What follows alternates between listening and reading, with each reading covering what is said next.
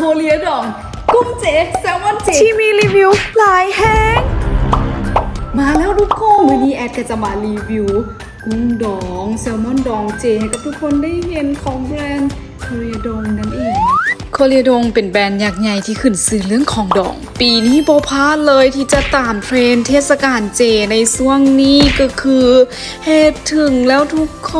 นเห็ดกุ้งดองเจแซลมอนดองเจออกมาแอดก็โบพลาดที่จะมารีวิวให้กับทุกคนได้เห็นเลยครั้งนี้เป็นครั้งแรกเลยที่แอดกินของดองเพราะแอดเองโบมากินของดองเลยเนาะทุกคน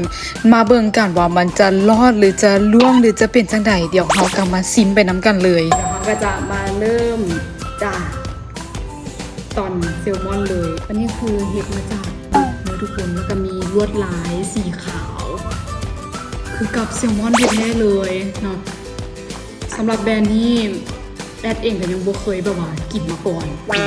ตัวไปยังบ่เคยกินเพราะว่ากินเจมาก่อนฉะนั้นแล้วก็จะมาลองชิมเบิ่งว่าของดองเจมันจะเป็นจังไดบอกว่าเป็นน้ำซีอิ๊วมันจะมีรสชาติหรือเปล่าเพราะว่าเดิมทีน่ะตัวของปลาแซลมอนเองหรือกุ้งเองจะบ่มีรสชาติใดๆเลยแต่พอมาดองแล้วมันจะมีรสชาติแบบใดเดี๋ยวจะมาชิมกันเนาะ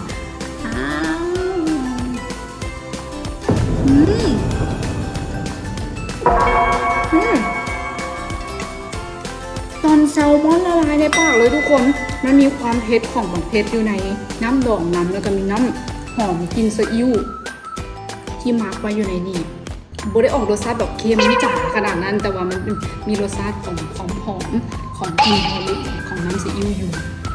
ส่วนอันนี้คือกุ้งเจเลยทุกคนโอ้โหเด้งดึงแห้งกุ้งเจเลยทุกคน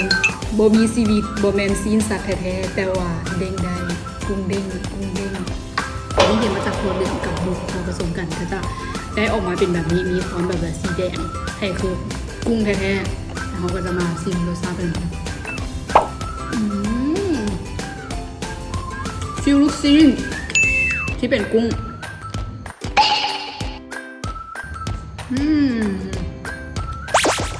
ขอพันสาลายกันแล้วกันแอดแนะนำกินแบบนี้เลยทุกคนสามารถเพิ่มอรรถรสได้แบบ10 เต็ม 10บ่หักก็คือกินกับสาลายกับข้าวเจ้าฮ้อนๆตักตอนแซลมอนหรือตอนกุ้งดองเจเข้าไปคือแบบสุดๆฟินสุดๆเลยเต็ม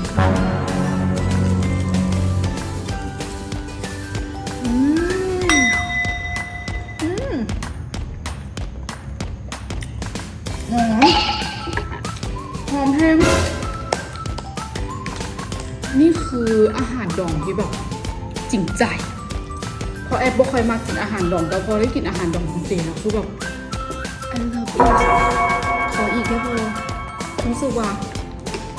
กระปุก1 ครึ่งโลนี่คือน่าจะพอแล้วแหละแอดน่าจะต้องเล่นเหมาไว้แล้วอันนี้คือบวกเป็นโลนึงไปเต็มๆถ้าผู้ใดค่ะอยากจะซื้อก็สามารถไปตามได้อยู่ที่เพจโคเรียดองด้วยทุกค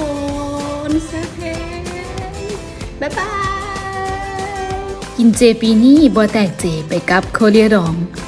แล้วโคเรียดองจะเปลี่ยนมื้ออาหารเจให้บ่จำเจอีกต่อไป